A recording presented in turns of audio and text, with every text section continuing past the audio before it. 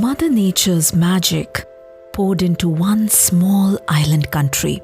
While some call it the pearl of the Indian Ocean due to its incredible natural beauty, extraordinary biodiversity, as well as its precious gemstones, others might know her as the teardrop of India for its teardrop shape and geographically being off the coast of India. A tea, spice, and rice-obsessed nation with hundreds of waterfalls generating majority of the nation's electricity. The land of Buddha and the land of serendipity. Today, our destination is Sri Lanka.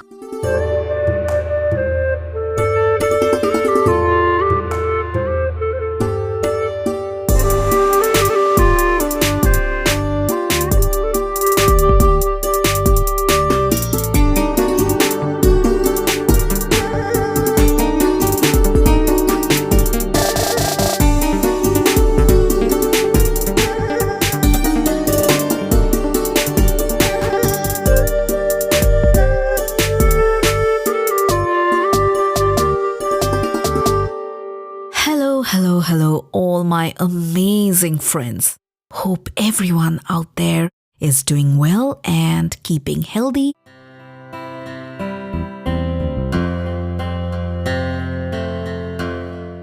I am doing, well, all I can say is better than before.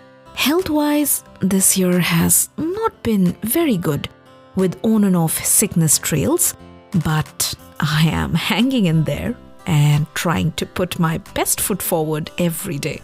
For doing that, I wanted to thank all of you guys as well. Ohh Folk is a really small podcast, but the love and adulation I receive from you guys is overwhelming. Of course, in a very good way, in an inspiring way. I feel so grateful and happy to be able to connect with at least some like-minded people out there who love stories and who love storytelling just like me. So once again, thank you so much from all my heart for listening and for motivating me to do better each time.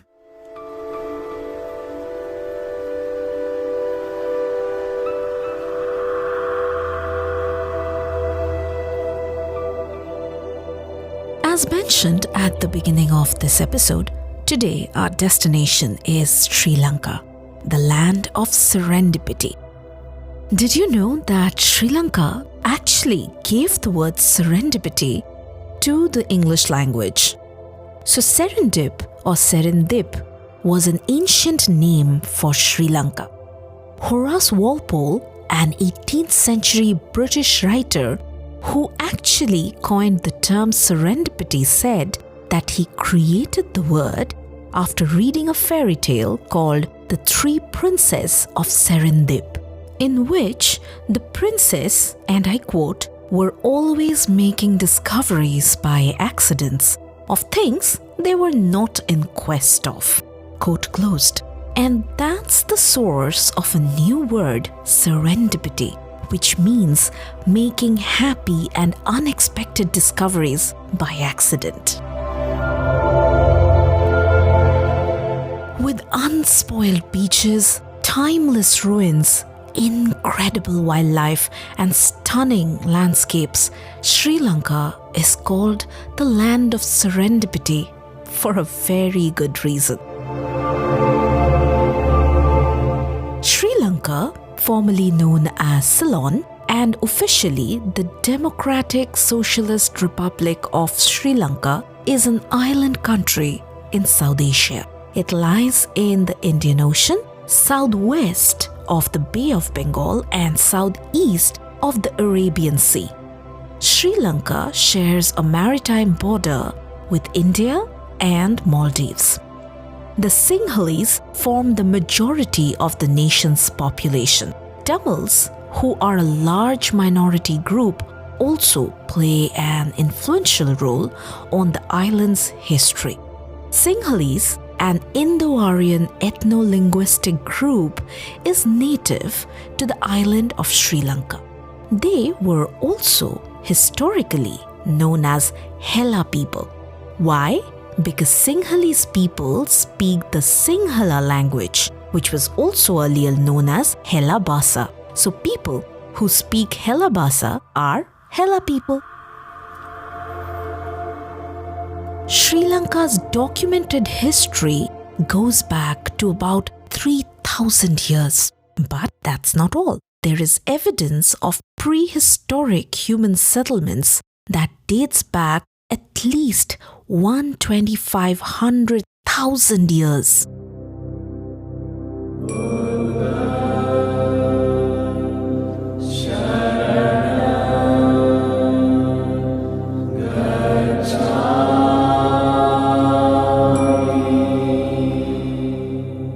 The earliest known Buddhist writings of Sri Lanka, collectively known as the Pali Canon, dates back to the 4th Buddhist Council, which took place in the 1st century BCE. In all these years, this divinely beautiful land has gone through so many name changes. Some were officially in use, while others were mainly in historic references.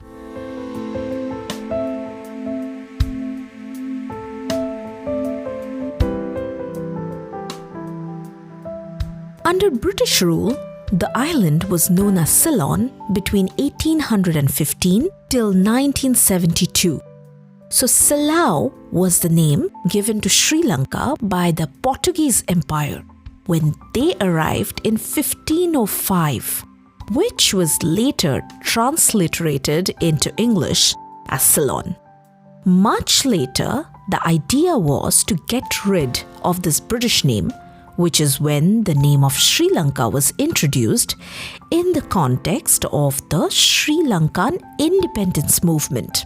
The Republic of Sri Lanka was officially adopted as the country's name in 1972 and changed to Democratic Socialist Republic of Sri Lanka in 1978.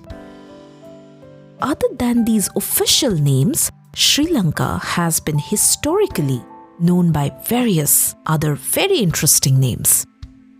For example, Lakveshya in Sinhala means an inhabitant of the island of Lanka. Another traditional Sinhala name is Lakdiva, where Diva means island. Yet another traditional name is Lakbima.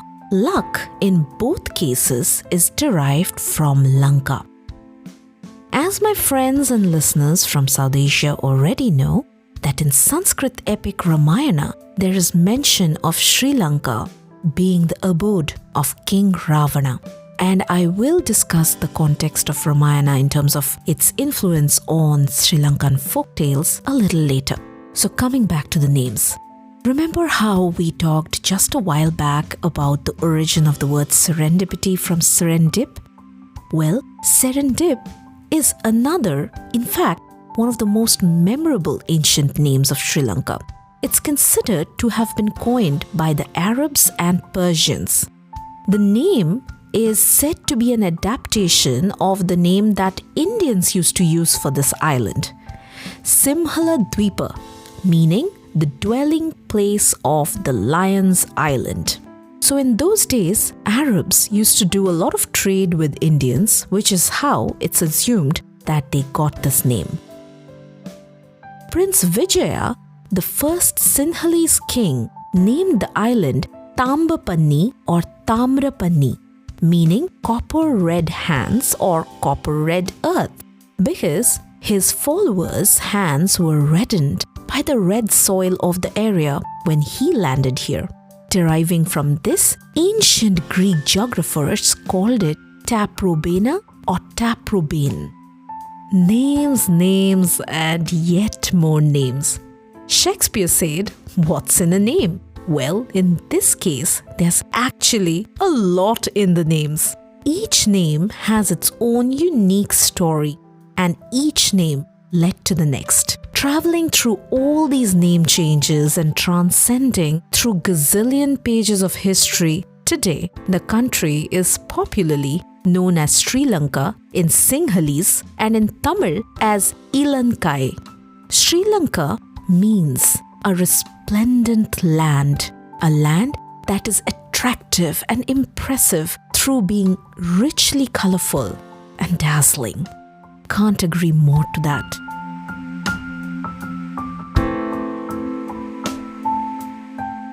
Though Sri Lankan culture and social structure is primarily influenced by the predominant Buddhist philosophy, there is also significant influence of Hindu, Islamic, and Christian cultures, representing vast diversity. This heritage and tradition of diversity influences Sri Lanka's oral folk traditions as well. According to an article published in 2008 in the Sunday Times of Sri Lanka, and I quote, "We have a rich legacy of stories, legends, and myths. Storytelling, thus, forms an integral part of our culture. Being a society with a Buddhist background, it is natural that most stories are related to the life of the Buddha and Buddha's former births as a bodhisattva. The collection of 550 Jataka tales relating to these former births provided enough material for the devotees to listen to. While the book was available in most homes, it was on Poya Day, and I will pause here to explain what is a Poya Day. So basically, every full moon day, or for that matter night, is known as a Poya in the Sinhala language. This is when a practicing Sri Lankan Buddhists visit a temple for a religious observance. Now coming back to the article excerpt again.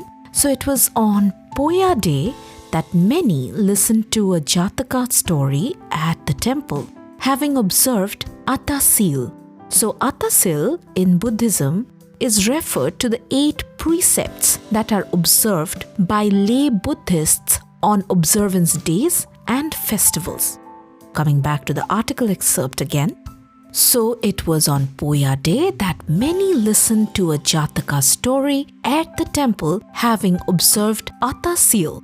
With only a handful in the village being educated, one elderly male would be reading the Jataka story, with others gathering around him to sit and listen. These stories create a lot of piety and devotion among the listeners, who respond with the regular chants of Sadhu Sadhu. Quote closed. So people say Sadhu Sadhu to express how awesome or how incredible something is. I will provide the link to this article in the episode description if you want to read more. Another integral part of Sri Lankan folktales is, of course, Ramayana. For those who are unversed, Ramayana is a great epic poem that is 24,000 verses long. It consists of 7 books and tells the story of Rama or Ramachandra, the king of Ayodhya, and his adventures. Ramachandra's brother Lakshman and wife Sita are 2 other pivotal characters in the story. Now you won't find one Indian or Sri Lankan, or for that matter many other South Asians, who might not know the story of Ramayana. We have literally grown up on this. Ramayana was part of our lives in so many different ways, through books, school texts, TV soaps, festivals, and many other pop cultural contexts.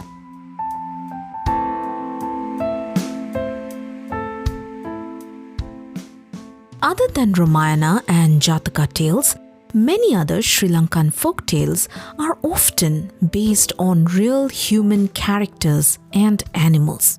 For example, stories about Gamarala, the village farmer and the headman, Mahadena Mutta, an old man living in the village and his disciples, or even Andare, the royal comedian are some of the very popular characters in the stories.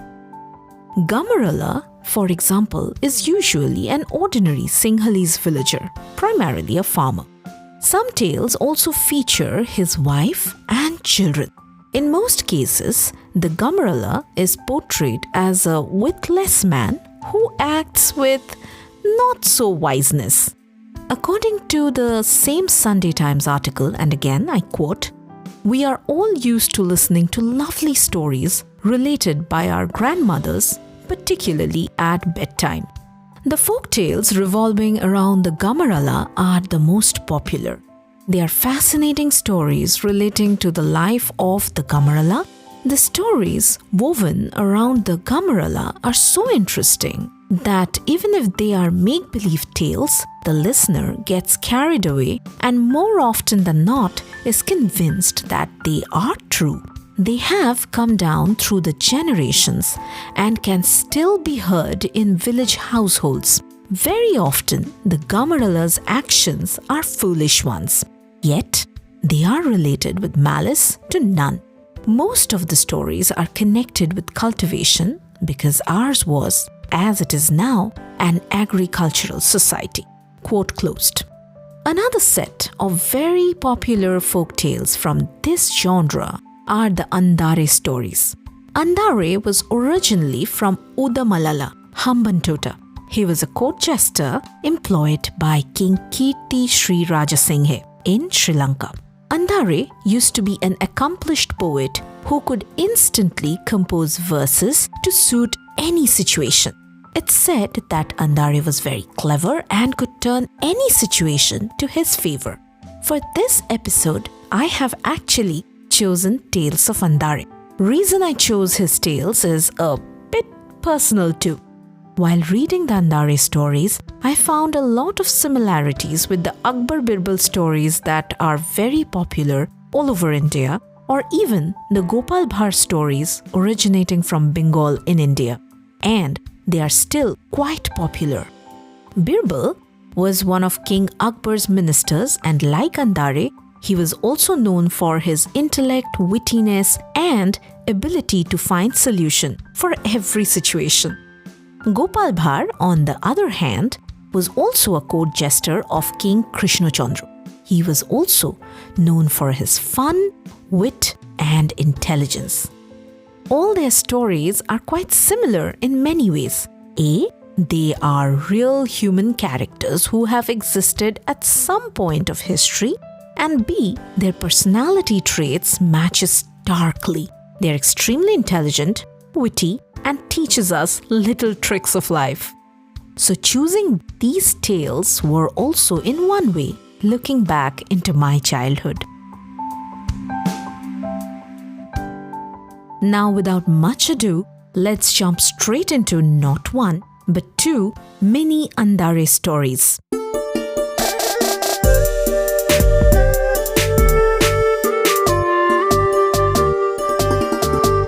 So Andare was the court jester in Kirti Rajasinghe's court.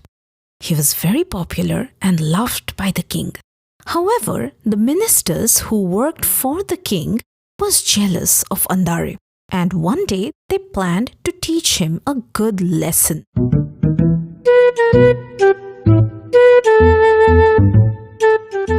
One day, the king and the ministers made a plan to all go together to have a swim in the lake.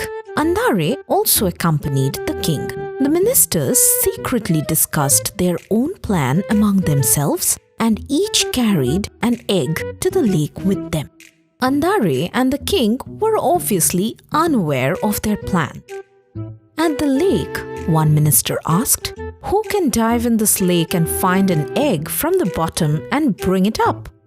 All the ministers volunteered to take up the challenge and jumped right into the lake. Andare was clueless, but he still jumped in the hope of finding an egg. Within no time, all the ministers appeared with an egg in hand, and obviously Andare appeared without one. But before anyone could tell anything to him, Andare shouted out loud, "Cock-a-doodle-doo! You all are hens and I am the only cock." All the ministers were taken aback for a moment. However, when they realized, they couldn't help but laugh out loud at this and come out of the lake. On another day, King Raja Singhe's wife, the queen, said she wished to meet Andare's wife. Andare agreed but also exclaimed, "Your Majesty, my wife is a little deaf, so you must speak very loudly when you talk to her, otherwise she will not be able to communicate with you." The queen agreed. Andare then went home and told his wife about the scheduled meeting between her and the queen. However, he also told his wife that the queen is deaf, so she must talk to her very loudly. On the scheduled date, Andare took his wife to the queen. The queen and Andare's wife started talking, both yelling, hoping to make each other heard. The conversation was so loud that everybody in the palace could hear them and literally got scared. So everybody, including the king, hurried over to see what's the problem and why the women were yelling. When the king and everyone else heard about this mischievous trick of Andare, the queen and Andare's wife were really angry with him. But the king himself burst into laughing and enjoyed this thoroughly. Stories like these always brings joy and happiness to story lovers across the world. Currently, Sri Lanka is in middle of a long-standing political and economic crisis with a soaring inflation rate. In trying situations like these, so many critical and contradicting rhetoric surface through media and social media. But through stories like these, cultural awareness happens, and that's how our views about a country breaks the biases and open our minds.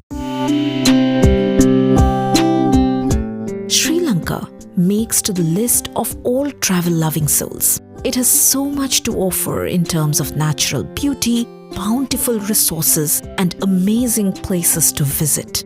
UNESCO has declared 8 World Heritage Sites on this island nation. So all the travel lovers out there, including myself, Sri Lanka is a must-visit on the travel list if you haven't already been there.